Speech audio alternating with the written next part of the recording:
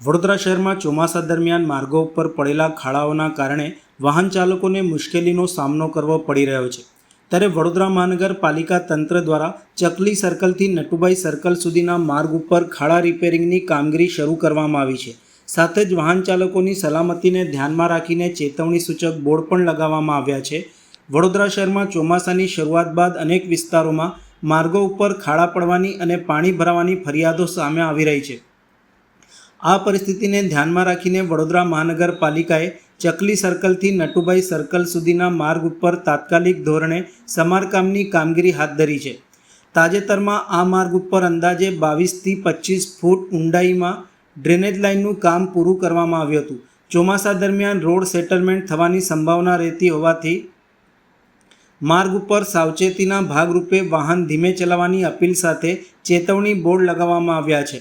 મહાનગરપાલિકાના જણાવ્યા અનુસાર વાહન ચાલકો અને રાહદારીઓને અન્ય કોઈપણ પ્રકારની મુશ્કેલી ન પડે તેમજ માર્ગ સુરક્ષિત રહે તે માટે ખાડા પૂરવાની અને માર્ગને સમતળ બનાવવાની કામગીરી યુદ્ધના ધોરણે શરૂ કરવામાં આવી રહી છે. જો કે ગુણવત્તા અંગે પહેલાં પણ રસ્તાની જળવાઈ ન હોવાને લઈ પ્રજા ચિંતિત છે કે ભાઈ આ વખતે ગુણવત્તા યોગ્ય રાખે જેથી ચોમાસા દરમિયાન પ્રજાને અન્ય કોઈ તકલીફનો સામનો ન કરવો પડે. ચકલી સર્કલથી નટુભાઈ સર્કલ વચ્ચે ડ્રેનેજની ટ્રંક લાઇન નાખવામાં આવેલી હતી. તો ચોમાસાના વરસાદને કારણે જે જગ્યાએ ફીટ ઉપર કે રસ્તા ઉપર જે ખાડા પડેલા છે ત્યાં હમણાં જેસીબીથી લેવલિંગ કરીને વેટ મિક્સ નાખી લેવલિંગ કરીને રોલર મારવાની કામગીરી ચાલુ છે. વાહન ચાલકો અટવાયા છે, ખાડામાં પડે છે, પાણી ભરેલું હોય, ખાડા દેખાતા ન હોય, એવી પરિસ્થિતિ સર્જાતી હોય, શું કહેશો? ના, તંત્ર સતર્ક છે અને કોઈપણ જગ્યાએ આ પ્રકારની મુશ્કેલી પડતી હોય તો આપણે બોર્ડ મૂકીએ છીએ, બેરિકેડિંગ મૂકીએ છીએ અને વાહન વ્યવહારને સમતળ કરીએ છીએ. શું નામ આપનું? Ravindra Bhambhare, deputy engineer, ward 11. વડોદરાની માજલપુર વિધાનસભા બેઠકના સિનિયર ધારાસભ્ય યોગેશભાઈ પટેલના અવસાન બાદ યોજાઈ રહેલી પેટા ચૂંટણી હવે નિર્ણાયક તબક્કામાં પહોંચી છે. 30મી જુલાઈના રોજ મતદાન યોજાશે, જ્યારે 3જી ઓગસ્ટના રોજ મતગણતરી બાદ પરિણામો જાહેર થશે. ભાજપનું ગઢ ગણાતી આ બેઠક ઉપર ભારતીય જનતા પાર્ટીએ સતીશભાઈ પટેલને ઉમેદવાર બનાવ્યા છે. ચૂંટણીને હવે ગણતરીના કલાકો બાકી રહ્યા હોવાથી ભાજપે પ્રચાર અભિયાનને અંતિમ તબક્કામાં વધુ તેજ બનાવ્યું છે. મુખ્યમંત્રી, નાયબ મુખ્યમંત્રી, કેન્દ્રીય મંત્રી બાદ હવે ભાજપ પ્રદેશ પ્રમુખ જગદીશ વિશ્વકર્મા પણ ગઈકાલે વડોદરા પહોંચ્યા હતા. માજલપુર પેટા ચૂંટણીને લઈને ભાજપે સંગઠનને વધુ સક્રિય બનાવવા પ્રચાર અભિયાનને વેગ આપ્યો છે. ભાજપ પ્રદેશ પ્રમુખ જગદીશ વિશ્વકર્મા વડોદરા પહોંચ્યા હતા, જ્યાં તેમને ઈવા મોલ ખાતે આગેવાનો, પ્રતિષ્ઠિત નાગરિકો અને પક્ષના હોદ્દેદારો સાથે સંવાદ કાર્યક્રમમાં ભાગ લીધો હતો. આ કાર્યક્રમ દરમિયાન માજલપુર પેટા ચૂંટણીની રણનીતિ, બૂથ સ્તરની કામગીરી અને સંગઠનને વધુ મજબૂત બનાવવા અંગે વિસ્તૃત ચર્ચા કરવામાં આવી હતી. ભાજપના ઉમેદવાર સતીશ પટેલને વધુમાં વધુ મતોથી વિજયી બનાવવા માટે કાર્યકર્તાઓને ઘર ઘર સુધી પહોંચવાની અપીલ પણ કરવામાં આવી હતી. કાર્યક્રમમાં સ્થાનિક ધારાસભ્ય, શહેરના મેયર, ભાજપના હોદ્દેદારો તેમજ મોટી સંખ્યામાં કાર્યકર્તાઓ ઉપસ્થિત રહ્યા હતા. પ્રદેશ પ્રમુખે કાર્યકર્તાઓને ચૂંટણીના અંતિમ તબક્કામાં વધુ સક્રિય બની દરેક બૂથ ઉપર મજબૂત કામગીરી કરવા સૂચના આપી હતી. ભાજપના વરિષ્ઠ નેતાઓના સતત પ્રવાસ અને બેઠકોને કારણે માજલપુર પેટા ચૂંટણીનો રાજકીય માહોલ વધુ ગરમાયો છે. ભાજપે આ બેઠક ઉપર ફરી એકવાર પ્રચંડ બહુમતીથી જીત નોંધાવવાનો વિશ્વાસ વ્યક્ત કર્યો હતો, જ્યારે હવે તમામની નજર 30મી જુલાઈના મતદાન અને 3જી ઓગસ્ટના પરિણામો ઉપર કેન્દ્રિત થઈ છે. વડોદરા શહેરના સયાજીગંજ વિસ્તારમાં થોડા દિવસ પહેલાં એક હોટલમાં આતંકવાદી રોકાયો હોવાની ઘટના સામે આવી હતી. જો કે તપાસ દરમિયાન સામે આવ્યું હતું કે હોટલ સંચાલકને આ અંગે કોઈ જાણકારી ન હતી. તેમ છતાં સોશિયલ મીડિયા અને અન્ય માધ્યમો દ્વારા હોટલના મુસ્લિમ સંચાલકને નિશાન બનાવવાના પ્રયાસો થયા હતા. પરંતુ આ સમગ્ર મામલે સયાજીગંજના સ્થાનિક હિન્દુ સમાજે અને વેપારીઓએ આગળ આવી કોમી એકતાનું ઉત્તમ ઉદાહરણ પૂરું પાડ્યું છે. સયાજીગંજ વિસ્તારમાં આવેલ એમ્બેસેડર હોટલમાં આતંકવાદી રોકાયો હોવાની ઘટના સામે આવ્યા બાદ પોલીસ દ્વારા તપાસ હાથ ધરવામાં આવી હતી. સ્થાનિક લોકોનું કહેવું છે કે હોટલના માલિકને આ બાબતની કોઈ જાણકારી ન હતી અને તેઓ કાયદાનું પાલન કરતા વેપારી છે. ઘટના બાદ કેટલાક લોકો દ્વારા હોટલના મુસ્લિમ માલિકને બદનામ કરવાનો પ્રયાસ કરવામાં આવ્યો હતો. જો કે સયાજીગંજ વિસ્તારમાં રહીશો આજે ભેગા થયા છે. શું કારણ છે આજે ભેગું થવાનું ને શું મુદ્દો છે? આ તો કોઈના જોડે કંઈ ખરાબ થતું હોય, કોઈને કોઈ ચીતરી નાખે, એના આવેશમાં અમે આજે ક્લિપ જોઈ. કોઈ એડવોકેટે એમ્બેસેડર સ્વીટ માર્ટ પર એવું બોલ્યા કે આને બાયકોટ કરો, આ માણસ આતંકવાદી પ્રવૃત્તિ ચલાવે છે. ATSવાળા આવીને 5 જ મિનિટમાં જતા રહ્યા. અહીંયા જે આવ્યો તો આજે મારો કોઈ ભાઈબંધ મારા ત્યાં આવ્યો હોય હોટલમાં, તો મારા ગામથી દૂરને રાખું કે ના રાખું, એ ખાલી ફ્રેશ થવા આવ્યા હતા અને નીકળી ગયા હતા. વકીલ સાહેબને મારા નમ્ર વિનંતી કે એમને કોઈના બોલવા પર ને એમને કોઈ પિક્ચર બતાડ્યું એટલે એમને બોલી દીધું, પણ આવું કંઈ છે ને. અમે વર્ષોથી ઓળખીએ છીએ. હું અહીંયા વર્ષોથી નવરાત્રિ કરું છું ને, તો લાઇટ પણ એ મને આપે છે, મીઠાઈ આપે પ્રસાદમાં. અમારા હાચા ખોટા પ્રસંગમાં પૂર આવ્યો ને, એનો બધો નાસ્તો માંડીને ફરસાણ એ અમને આપી દે કે અમારું બગડી જશે પડ્યા, એના કારણે તમે લોકો ખાઓ. જેટલા દિવસ લાઇટ બાઇટ ના આવે એટલા દિવસ કંઈ પણ અમારા પાછળ રહીશો આ બધા છે, બહેનો પાછળ રહે છે. પાણીને આવ્યું એ કોર્પોરેશન તો પાણીની લાઈન આપી દે. કોઈ પણ સારા ખોટા પ્રસંગમાં અમારી જોડે ઊભા થાય. એટલે અમે સ્વેચ્છાએ આજે બોલાયા છે તમને કે આ માણસ, આ વ્યક્તિ આવા છે નહીં કે આતંકવાદી પ્રવૃત્તિ ચલાવે છે કે એમની મીઠાઈમાં કોઈ છૂકીને આપે છે કે બોયકોટ કરો, એવું કશું છે નહીં. આ લોકો બહુ સીધા માણસ છે, અમે વર્ષોથી ઓળખીએ છીએ. એટલે આજે મેં સયાજીગંજથી અમારા બધા બહેનો દીકરીઓ બધાને ભેગા કરીને ઇન્ટરવ્યૂ આપવાનું એટલું જ કારણ છે કે આ લોકો આવું છે નહીં અને કોઈ ખોટી છબી ઊભી કરે એમની. એટલે અમે સ્વેચ્છાએ કીધું કે આ લોકો કોઈ મીઠાઈમાં ભેળસેળ પણ નથી કરતા અને કોઈ પ્રવૃત્તિ એવી કરતા નથી કે જેથી આ લોકો કોઈ આતંકવાદી તરીકે લોકોને ઉપસાઈ નાખે. આ માણસ એવા છે નહીં.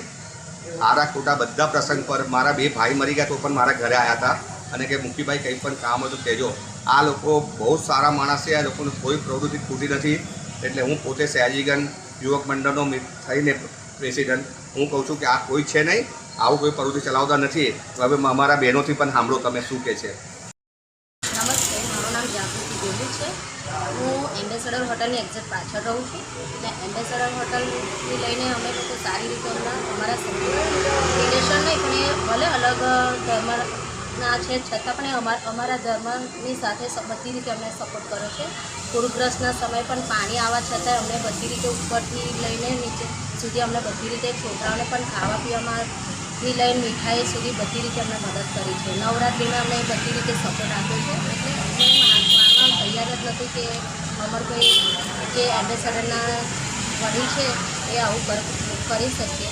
એ મેં માનવામાં તૈયાર રાખી દીધું અને એમને પૂરી રીતે સપોર્ટ મળવો જોઈએ કે સારા કામ એમને કર્યા છે એ રીતે એમને આગળ કાર્યવાહી થાય અને એમનું કંઈ ખરાબ ના થાય. અમે એ રીતે એમને સપોર્ટ કરવા માંગીશું. શું નામ છે આપનું? મારું નામ ગોહિલ જાગૃતિ મિતેશભાઈ છે. વડોદરા શહેર અને જિલ્લામાં આજે શ્રદ્ધા અને આસ્થા અને ભક્તિના પર્વ એવા ગૌરી વ્રતનો ભક્તિભાવપૂર્વક પ્રારંભ થયો છે.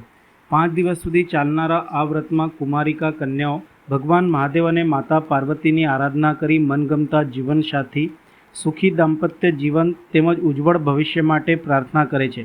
પ્રથમ દિવસે શહેરના વિવિધ શિવ મંદિરોમાં મોટી સંખ્યામાં કુમારિકા બાળાઓ અને તેમના વાલીઓ દર્શન અને પૂજન માટે ઉમટી પડ્યા હતા.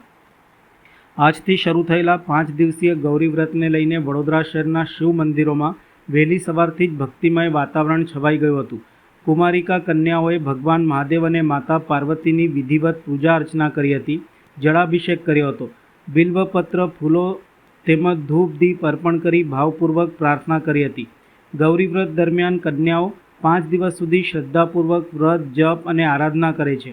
ધાર્મિક માન્યતા અનુસાર માતા પાર્વતીએ ભગવાન શિવને પતિ રૂપે પ્રાપ્ત કરવા માટે કઠોર તપ અને વ્રત કર્યું હતું. તેથી ગૌરી વ્રતને મનગમતા જીવનસાથી, અખંડ સૌભાગ્ય, સુખી દાંપત્ય જીવન તેમજ સુખ સમૃદ્ધિની પ્રાપ્તિ કરાવનાર પવિત્ર વ્રત તરીકે માનવામાં આવે છે. વ્રતના પ્રારંભને લઈને શહેરના બજારોમાં પણ ખાસી ચહલપહલ જોવા મળી હતી. જવારા પૂજન સામગ્રી, ફૂલહાર, બિલ્વપત્ર તેમજ ઉપવાસ માટે ફળફળાદી અને અન્ય જરૂરી વસ્તુઓની ખરીદી માટે પણ મોટી સંખ્યામાં લોકો ઉમટી પડ્યા હતા. આજે મંદિરોમાં હર હર મહાદેવ અને ઓમ નમઃ શિવાયના જયઘોષ વચ્ચે ભાવિકોએ દર્શનનો લાભ લીધો હતો. માતા પિતાએ પોતાની દીકરીઓ સાથે મંદિરમાં પહોંચી પરંપરા મુજબ પૂજન કરાવ્યું હતું. અનેક મંદિરોમાં ટ્રસ્ટ દ્વારા દર્શનાર્થીઓ માટે જરૂરી સુવિધાઓ પણ ઉપલબ્ધ કરાવવામાં આવી હતી. 5 દિવસ સુધી ચાલનારા આ વ્રતના અંતિમ દિવસે પરંપરાગત રીતે જાગરણ અને વિશેષ પૂજન સાથે ગૌરી વ્રતનું સમાપન કરવામાં આવશે. ગુજરાતની સાંસ્કૃતિક અને ધાર્મિક પરંપરામાં ગૌરી વ્રતને આસ્થા, સંસ્કાર અને ભક્તિનું મહત્વપૂર્ણ પર્વ માનવામાં આવે છે. આજથી જયા પાર્વતી વ્રતનો આરંભ થયો છે. અષાઢ સુદ 11થી પૂનમ સુધી 5 દિવસ ગૌરી વ્રત, એ ગૌરી વ્રત નાની નાની દીકરીઓ કરે છે. અને આજે 13થી અષાઢ સુદ 13થી અષાઢ વદ બીજ સુધી જયા પાર્વતી વ્રત, બંને અલગ છે. સૌરાષ્ટ્રમાં 11થી વધારે મહિમા છે. આ ગુજરાતમાં આ બાજુ આપણે મધ્ય ગુજરાત બાજુ આજથી આરંભ કરે છે. આજના દિવસે દીકરીઓ ભગવાન શિવજીની પાર્વતી સાથે જયા પાર્વતી સાથે આવીને પૂજા કરે છે અને 5 દિવસ સુધી મીઠા વગરનું એક ટાઈમ જમે છે. પોતાને મનગમતો પતિ પ્રાપ્ત થાય એના માટે 5 દિવસનું વ્રત કરે છે કુંવારિકાઓ. અને સૌભાગ્યવતી સ્ત્રી પણ આ વ્રત કરી શકે છે.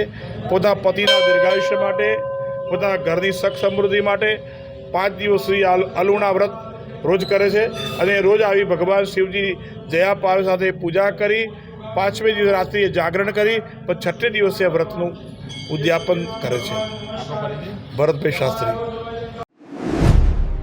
વડોદરાની ટેકનોલોજી ફેકલ્ટીમાં એડમિશન પ્રક્રિયા દરમિયાન વિદ્યાર્થીઓને ભારે હાલાકીનો સામનો કરવો પડી રહ્યો છે. ખાસ કરીને થેલેસીમિયાનો રિપોર્ટ મેળવવા માટે વિદ્યાર્થીઓને કલાકો સુધી લાંબી કતારોમાં ઊભું રહેવું પડી રહ્યું છે. વિદ્યાર્થીઓએ એડમિશન પ્રક્રિયામાં યોગ્ય આયોજનના અભાવ અને અવ્યવસ્થાને લઈને મીડિયા સમક્ષ પોતાની વ્યથા વ્યક્ત કરી હતી. એસીપીસી દ્વારા 3જા રાઉન્ડનું પરિણામ જાહેર કર્યા બાદ નવા શૈક્ષણિક વર્ષની શરૂઆત માટેની સૂચના આપવામાં આવી છે.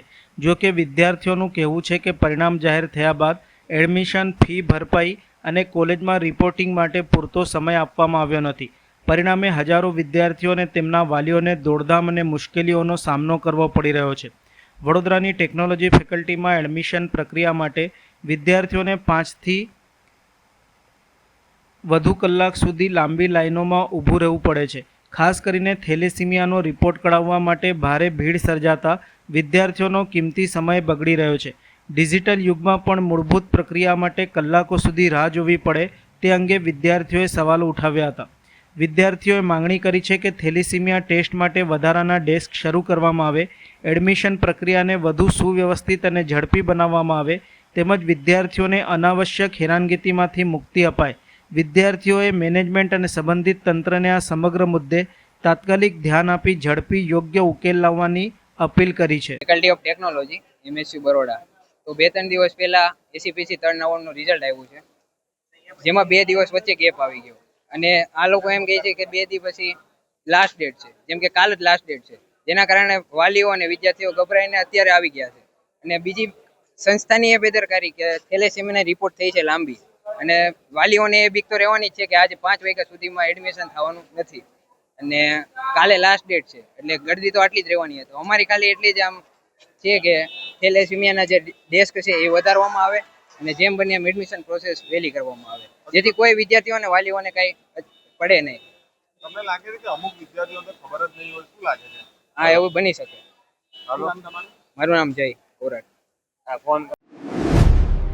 ગૌરી વ્રતના પાવન અવસરે વડોદરામાં સયાજીબાગ ખાતે સામાજિક કાર્યકર નિશિતા રાજપૂતના આયોજન હેઠળ અનોખા કાર્યક્રમનું આયોજન કરવામાં આવ્યું હતું. છેલ્લા 18 વર્ષથી બેટી બચાવો બેટી પઢાઓના સંદેશ સાથે કાર્યરત નિશિતા રાજપૂત દ્વારા આ વર્ષે 201 દીકરીઓ માટે વિશેષ આયોજન કરવામાં આવ્યું હતું. કાર્યક્રમની વિશેષતા એ રહી હતી કે RNK પંડ્યા હાઈસ્કૂલની 51 મુસ્લિમ વિદ્યાર્થિનીઓએ ઉત્સાહપૂર્વક હિન્દુ દીકરીઓને મહેંદી મૂકી ધાર્મિક સૌહાર્દ અને એકતાનો અનોખો સંદેશ આપ્યો. આ પ્રસંગે મુસ્લિમ વિદ્યાર્થિનીઓનું સન્માન પણ કરવામાં આવ્યું હતું. તહેવારોની ખુશી જરૂરિયાતમંદ દીકરીઓ સુધી પહોંચે તે હેતુથી આયોજિત આ કાર્યક્રમમાં હિન્દુ દીકરીઓની માતાઓ માટે લકી ડ્રો યોજાયો હતો, જેમાં વિજેતાઓને ભગવાન ગણપતિજીની ચાંદીની પ્રતિમા ભેટ સ્વરૂપે આપવામાં આવી હતી. ઉપરાંત સુંદર રીતે તૈયાર થઈને આવેલ દીકરીઓને રોકડ ઇનામ આપી પ્રોત્સાહિત કરવામાં આવી હતી. ગૌરી વ્રત નિમિત્તે દીકરીઓને ડ્રાયફ્રૂટ્સનું પણ વિતરણ કરવામાં આવ્યું હતું.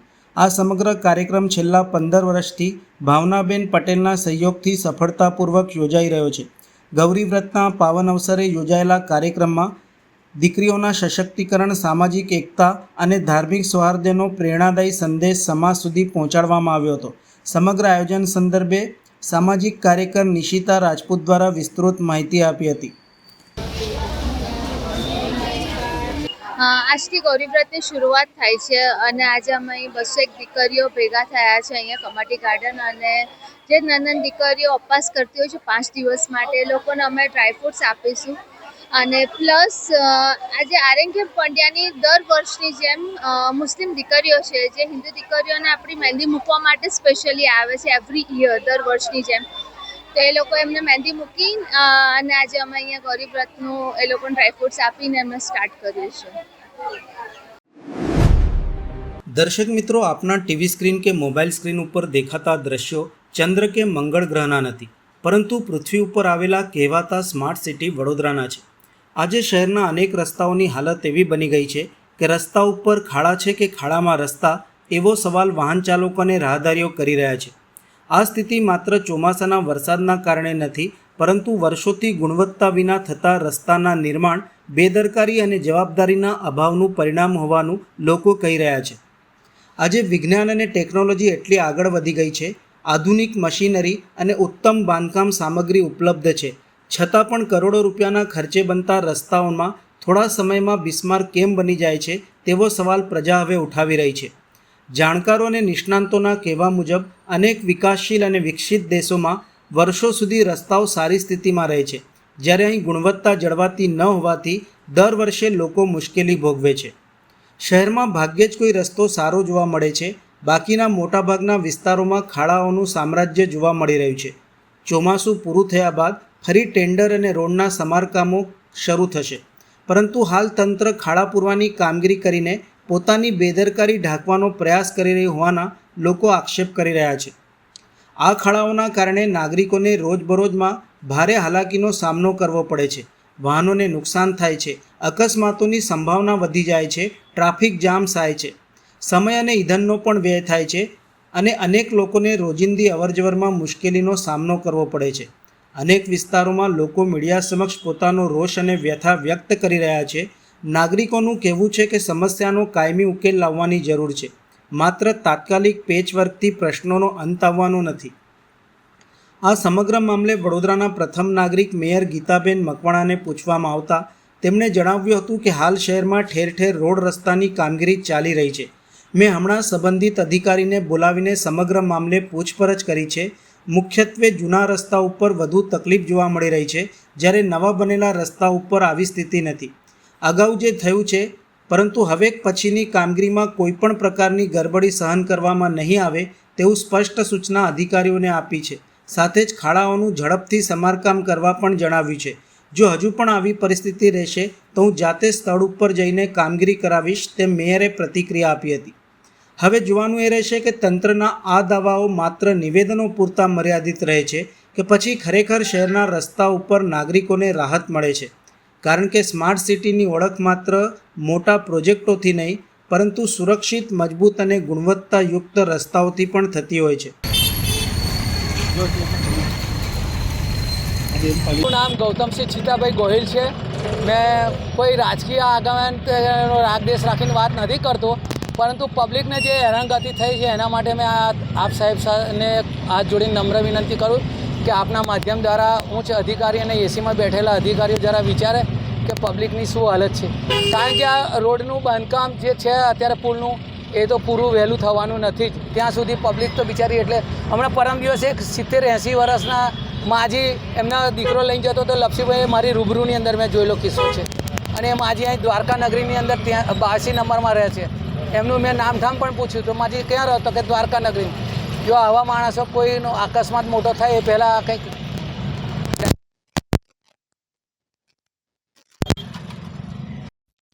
અત્યારે ચાલુ વરસાદમાં કામગીરી ચાલે છે, એટલે ચાલુ વરસાદના લીધે તો ધોવાઈ જ જવાનું છે જેટલી બી કામગીરી થશે.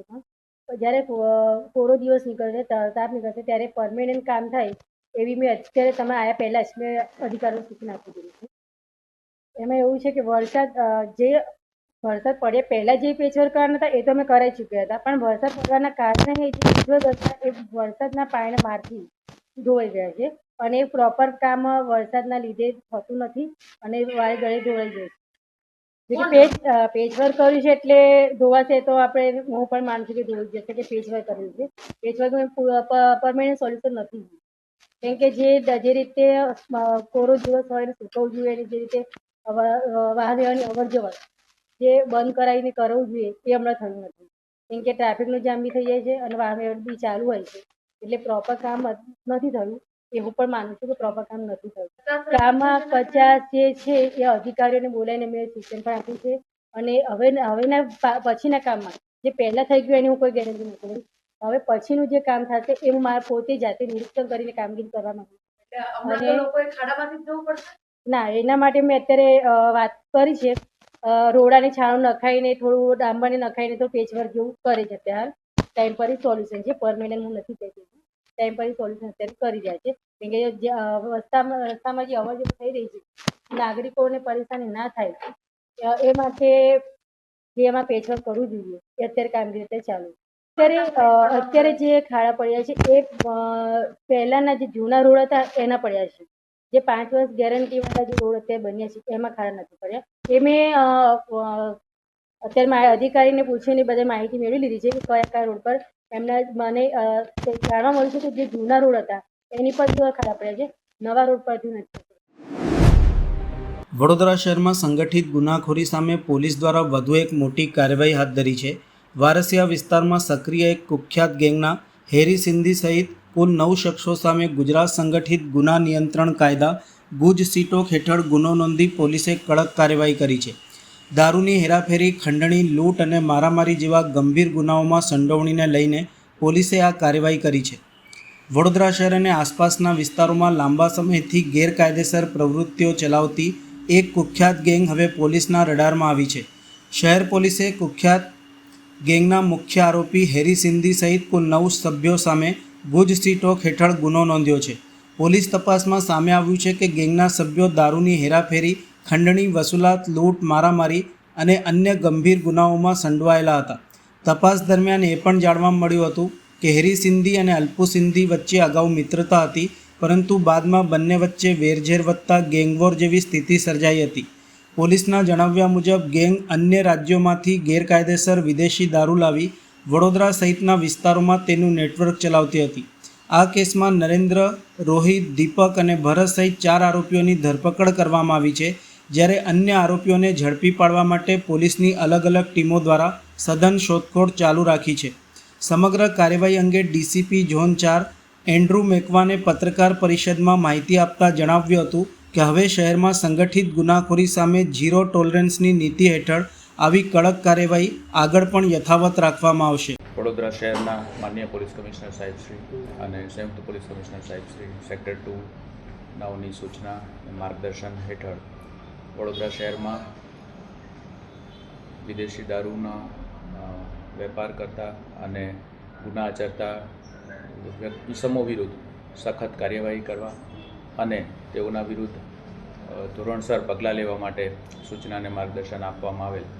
જે સંદર્ભે વારસિયા વિસ્તારમાં હિમાંશુ ઉર્ફે હેરી લુધવાણીનાઓ દ્વારા એક સંગઠિત ટોળકી બનાવીને વિદેશી દારૂનો બહારથી મંગાવીને અને તેનો જુદા જુદા વ્યક્તિઓ મારફત વેચીને ગુનાહિત પ્રવૃત્તિઓ આચરવામાં આવતી હતી. અને આ ટોળકી દ્વારા ખૂબ જ મોટા પ્રમાણમાં બહારથી વિદેશી દારૂ મંગાવીને વડોદરા શહેરના જુદા જુદા વિસ્તારોમાં તેનું વેચાણ કરવામાં આવતું હતું. અને આ ગેરકાયદેસર પ્રવૃત્તિને નાથવા માટે ગઈકાલે વડોદરા શહેર પોલીસના વારસિયા પોલીસ સ્ટેશન ખાતે આ ટોળકી વિરુદ્ધ ગુસ્સીટોકનો ગુનો દાખલ કરવામાં આવેલ છે, જેમાં ટોળકીના મુખ્ય આરોપી હિમાંશુ ઉર્ફે હેરી લુધવાણી અને અન્ય સાથીઓ વિવેક ઉર્ફે બન્ની, અનિલ ઉર્ફે બોબડો, રોહિત ઉર્ફે બાબલો શર્મા, રફીક શાહ દિવાન, વરુણ ઉર્ફે જેટલી નંદલાલ, દીપક ઉર્ફે દીપુ લાલવાણી, ભરત ઉર્ફે ધીરજ નામાણી, નરેન્દ્ર ઉર્ફે ગણેશ ડેડર નાઓ વિરુદ્ધ ગુસ્સીટોકના કાયદા હેઠળ ગુનો નોંધવામાં આવેલો છે. તેમજ અત્યાર સુધીમાં કુલ 4 આરોપીઓની અટક કરવામાં આવેલ છે, જેમાં રોહિત રામ અવતાર શર્મા, દીપક ઉર્ફે અન્નુ લાલવાણી, ભરત ઉર્ફે ધીરજ નામાણી, નરેન્દ્ર ઉર્ફે ગણેશ ઉર્ફે ડેડરનો સમાવેશ થાય છે. આ ગુનાની તપાસ હાલ એસીપી એ ડિવિઝન કરી રહ્યા છે અને અન્ય આરોપીઓ છે તેઓને પણ ધરપકડ કરીને ગુસ્સી ટોક હેઠળ કાર્યવાહી કરવામાં આવશે. હાલના જે પકડાયેલા આરોપી છે તેઓના રિમાન્ડ મેળવીને તેઓની ગેરકાયદેસર પ્રવૃત્તિ અને ગેરકાયદેસર પ્રવૃત્તિઓ દ્વારા મેળવેલ મિલકતોની તપાસ કરીને તેને ટાંચમાં લેવાની કાર્યવાહી વગેરે તમામ કાર્યવાહી કરવામાં આવી રહી છે. વડોદરાની ગોત્રી GMERS હોસ્પિટલ ફરી એકવાર ગંભીર બેદરકારીના કારણે વિવાદમાં આવી છે. ગરીબ અને મધ્યમ વર્ગના દર્દીઓ માટે આશીર્વાદરૂપ ગણાતી હોસ્પિટલમાં દર્દીઓની સુરક્ષા સાથે ચેડા થઈ રહ્યા હોવાનો વધુ એક ચોંકાવનારો બનાવ સામે આવ્યો છે. દર્દીને એક વિભાગમાંથી બીજા વિભાગમાં લઈ જવા માટે વપરાતા સ્ટ્રેચરનું પૈડું અચાનક તૂટી પડતા દર્દી અને તેમના પરિવારજનોને ભારે મુશ્કેલીમાં મુકાયા હતા. આ ઘટના માત્ર એક અકસ્માતની ઘટના નથી, પરંતુ હોસ્પિટલ તંત્રની બેદરકારી અને સાધન સામગ્રીની જાળવણી પ્રત્યેની નિષ્કાળજીનું જીવંત ઉદાહરણ છે. ગોત્રી GMERS હોસ્પિટલમાં દર્દીને સ્ટ્રેચર ઉપર લઈ જવામાં આવી રહ્યો હતો ત્યારે અચાનક સ્ટ્રેચરનું પૈડું તૂટી પડતા દર્દીને ભારે હાલાકીનો સામનો કરવો પડ્યો હતો. દર્દી સાથે રહેલા પરિવારજનો પણ ગભરાઈ ગયા હતા અને તાત્કાલિક બીજી વ્યવસ્થા કરવાની ફરજ પડી હતી. હોસ્પિટલ જેવી સંવેદનશીલ જગ્યાએ આવી ઘટના અત્યંત ગંભીર માનવામાં આવે છે. આ ઘટનાને અનેક સવાલો ઊભા કર્યા છે. હોસ્પિટલમાં વપરાતા સ્ટ્રેચર, વ્હીલચેર અને અન્ય જરૂરી સાધનોનું નિયમિત નિરીક્ષણ થાય છે કે નહીં? દર્દીઓના જીવ સાથે જોડાયેલા સાધનોની જાળવણી માટે જવાબદાર કોણ? જો સમયસર તપાસ અને મેન્ટેનન્સ કરવામાં આવતું હોત તો આવી ઘટના કદાચ ટાળી શકાત. સૌથી વધુ દુઃખની વાત તો એ છે કે સરકારી હોસ્પિટલમાં સારવાર માટે આવતા મોટા ભાગનો વર્ગ ગરીબ અને મધ્યમ વર્ગનો હોય છે. પોતાની આર્થિક પરિસ્થિતિના કારણે ખાનગી હોસ્પિટલનો ખર્ચ ઉઠાવી શકતા ન હોવાથી લોકો સરકારી હોસ્પિટલમાં વિશ્વાસ રાખીને આવે છે. પરંતુ જ્યારે આવી હોસ્પિટલોમાં દર્દીઓને સુરક્ષા અને મૂળભૂત સુવિધાઓ ન મળે ત્યારે સામાન્ય નાગરિકનો વિશ્વાસ ડગમગી જાય છે. આ હોસ્પિટલો પ્રજાના ટેક્સના પૈસાથી ચાલે છે, એટલે અહીં દર્દીઓને સુરક્ષિત અને ગુણવત્તાયુક્ત સારવાર સાથે યોગ્ય સુવિધા મળવી એ તેમનો અધિકાર છે, કોઈ ઉપકાર નહીં. છતાં પણ વારંવાર બેદરકારીના બનાવો સામે આવે છે, પરંતુ જવાબદારો સામે કડક કાર્યવાહી થતી જોવા મળતી નથી. પરિણામે આવી ઘટનાઓનું પુનરાવર્તન થતું રહે છે. એક કડવી હકીકત એ પણ છે કે મોટાભાગના નેતાઓ અને ઉચ્ચ અધિકારીઓ બીમાર પડે ત્યારે તેઓ ખાનગી હોસ્પિટલમાં સારવાર લેવાનું પસંદ કરે છે, જ્યારે સામાન્ય પ્રજાને સરકારી હોસ્પિટલોના ભરોસે રહેવું પડે છે. તેથી સરકારી હોસ્પિટલોમાં સાધન સામગ્રીની ગુણવત્તા, નિયમિત જાળવણી અને દર્દીઓની સુરક્ષા પ્રત્યે વધુ જવાબદારીપૂર્વક કામ કરવું જરૂરી છે. ખાસ કરીને હોસ્પિટલમાં વપરાતા સ્ટ્રેચર, વ્હીલચેર, ઓક્સિજનની ટ્રોલી સહિતના દર્દીઓના જીવન સાથે સીધા જોડાયેલા તમામ સાધનોનું નિયમિત મેન્ટેનન્સ ફરજિયાત થવું જોઈએ. માત્ર મેન્ટેનન્સ નહીં, પરંતુ તેના માટે જવાબદાર અધિકારીઓ દ્વારા સમયાંતરે તેનું મોનિટરિંગ અને ટેકનિકલ નિરીક્ષણ પણ થવું જોઈએ, જેથી આવી બેદરકારીજન્ય ઘટનાઓ ફરી સર્જાય નહીં.